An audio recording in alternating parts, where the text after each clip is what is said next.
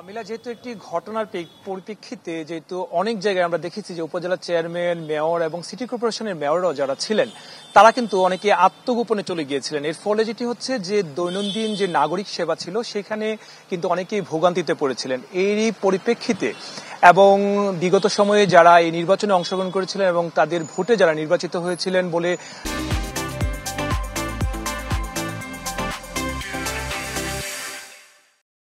বলা হচ্ছিল যে সেখানে বিএনপি অংশগ্রহণ করেনি, সাধারণ মানুষ ভোট দেয়নি, তারই পরিপ্রেক্ষিতে যে সকল ওয়ার্ড কাউন্সিলর পর্যন্ত ছিলেন তাদেরও কিন্তু অপসারণের একটি দাবি উঠেছিল বৈষম্য বিরোধী ছাত্র সংগঠন থেকেও এবং বিএনপি নেতাকর্মীদের পক্ষ থেকেও। আমরা দেখেছি যে ময়মনসিংহ সিটি কর্পোরেশনের গতকালে ইকরামুল হক টিটু মেয়র, তিনি সকালবেলা অফিস করেছেন। এমন একটি খবর ছড়িয়ে পড়ার পর বৈষম্য বিরোধী ছাত্র সমাজ যারা আছেন এবং বিএনপি নেতাকর্মীরা তারা কিন্তু এই সিটি কর্পোরেশন এলাকা ঘেরাও করেছিলেন এবং সেই অফিসে কিন্তু তারা অবস্থানও করেছিলেন। তারই পরিপ্রেক্ষিতে একটা পর্যায়ে মেয়র চলে যান এবং কর্মকর্তারা যারা আছেন তারা অবরুদ্ধ হয়ে পড়েছিলেন।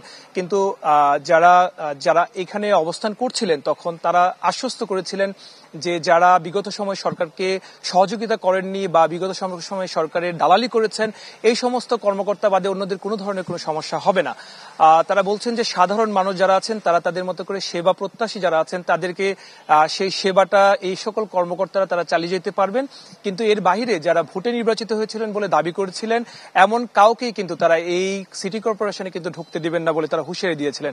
আজকেও সকাল থেকে এই ময়মনসিংহ সিটি কর্পোরেশন এলাকায় বিএনপির অঙ্গ সংগঠনের নেতৃবৃন্দরা তারা অবস্থান করছিলেন।